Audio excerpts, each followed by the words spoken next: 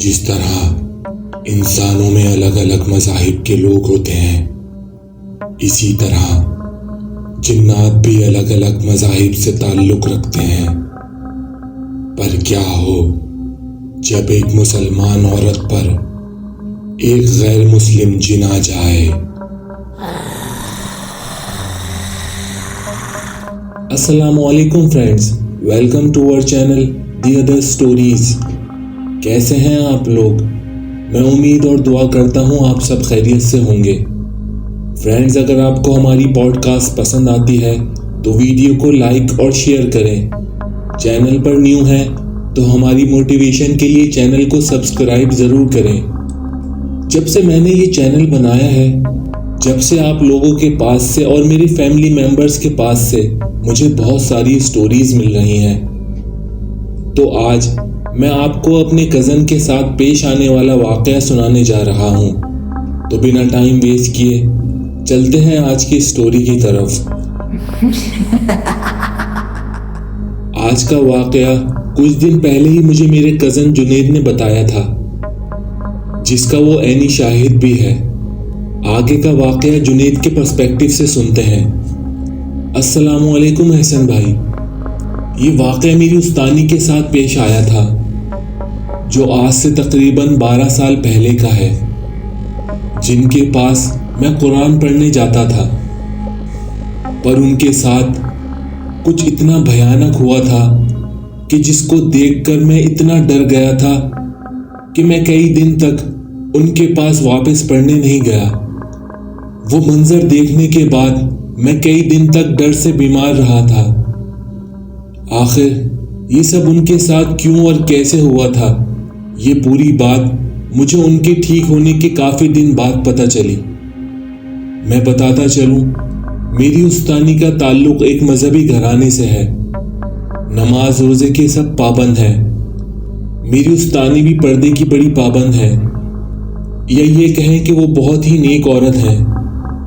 ہوا کچھ یوں تھا کہ ان کے کسی جاننے والے کی طبیعت بہت زیادہ خراب ہو گئی تھی، تو ان کو ضیاء الدین ہاسپٹل میں ایڈمٹ کیا گیا تھا۔ ضیاء الدین ہاسپٹل بڑا والا جو نارتھ ناظم آباد میں واقع ہے۔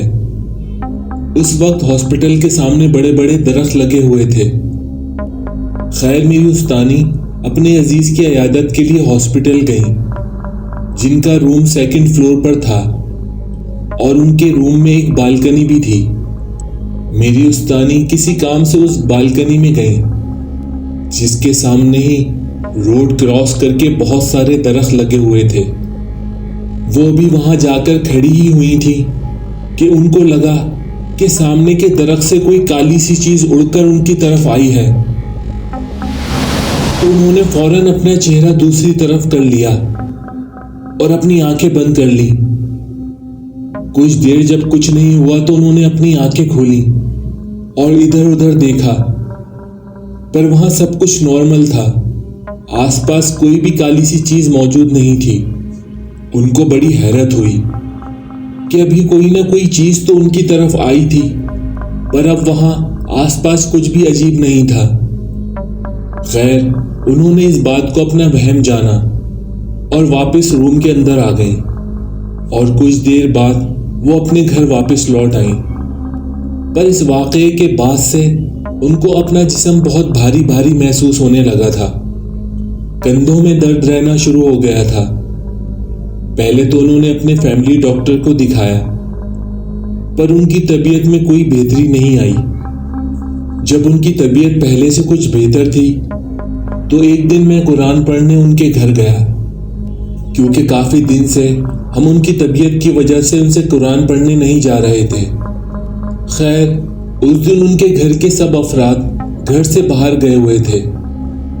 جب تک ان کے اوپر جو اثرات تھے، انہوں نے اپنے آپ کو ظاہر بھی نہیں کیا تھا۔ میں قرآن کھول کر اپنا سبق یاد کرنے لگا۔ باقی سب بچے بھی قرآن پڑھنے لگے، پر کافی دیر گزرنے کے باوجود استانی ہمارے کمرے میں نہیں آئی جس میں ہم قرآن پڑھا کرتے تھے، تو سب بچے شرارتیں کرنے لگے اور سب نے ہی قرآن بند کر دیا۔ تبھی اچانک استانی کمرے میں آ گئیں اور سب بچے फिर से कुरान पढ़ना शुरू हो गए, पर उस्तानी दरवाजे से ही वापस लौट गई। उनकी तबीयत कुछ ठीक नहीं लग रही थी, या शायद ये कहना ज्यादा बेहतर होगा कि उनकी उन जिन्नात से जंग चल रही थी जो उनको उस कमरे में आने से रोक रही थी।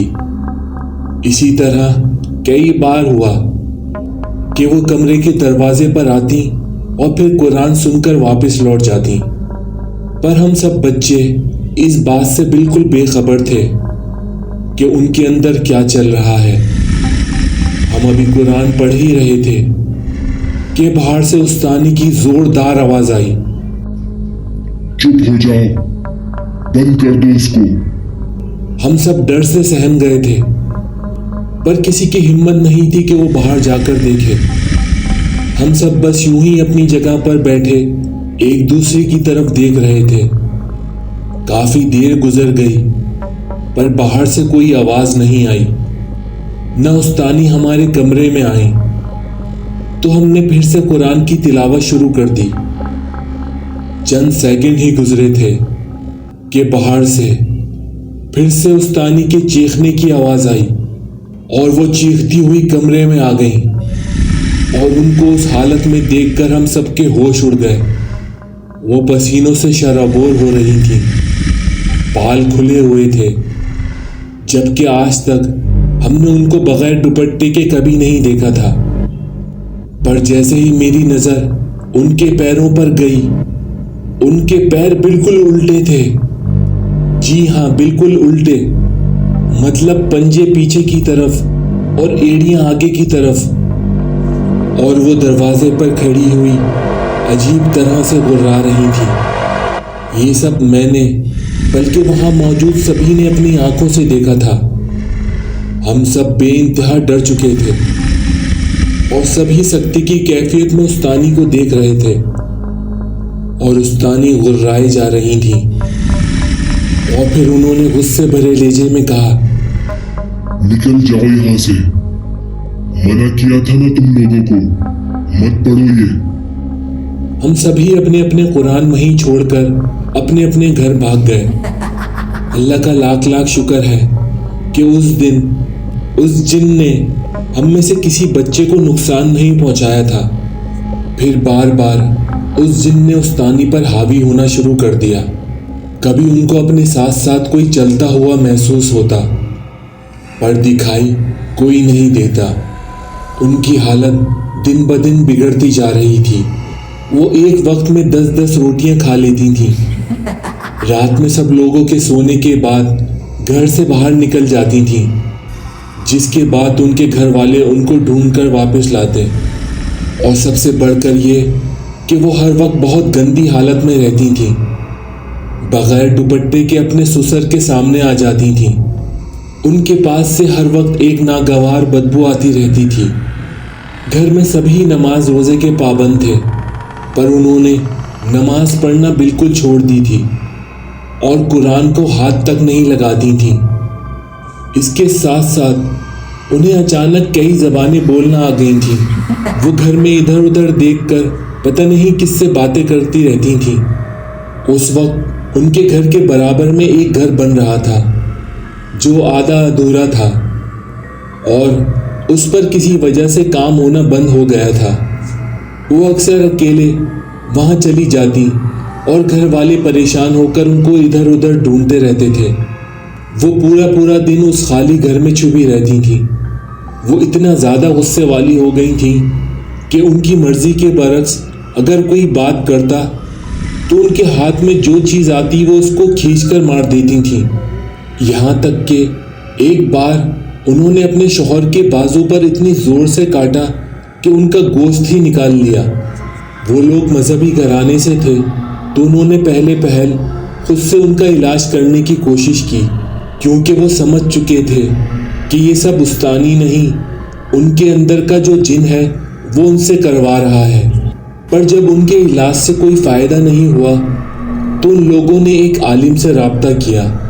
आलिम के घर आते ही उस्तानी आपे से बाहर हो गई और उनको फौरन घर से बाहर निकाल देने को कहने लगी, पर किसी तरह उनको काबू करके रस्सियों से बांधकर बिठाया गया जब भी वो जिन उन पर पूरी तरह हावी हुआ करता था, उस्तानी के पैर उल्टे हो जाया करते थे। आलिम साहब ने उस शैतान जिन से बात शुरू की और वो कौन है और कहाँ से आया है ये पूछा, तो वो कभी कोई बात करता और कभी कुछ कहता। कभी कहता कि मैं एक छोटा बच्चा हूँ, मुझे ये अपनी अम्मी जैसी दिखती है तो मैं इनके अंदर आ गया हूँ। कभी कहता कि ये परफ्यूम लगाकर और बाल खोल कर जा रही थी तो मैं इन पर आ गया, पर ऐसा तो इम्पॉसिबल था क्योंकि मेरी उस्तानी तो पर्दा करती थी, तो वो बाल खोल कर बाहर क्यों जाएंगी। इसका मतलब था वो झूठ बोल रहा था। फिर उन आलिम साहब ने सख्ती से बात की और जब अपनी पढ़ाई शुरू की तो वो जिन हार मान गया और सच सच बताया। उस दिन जब उस्तानी हॉस्पिटल गई थी, उस दिन वो सामने वाले दरख्त पर था जिस पर वो सालों से रह रहा था, और उस्तानी ने जो इतर लगाया हुआ था वो उसको बहुत पसंद आया था।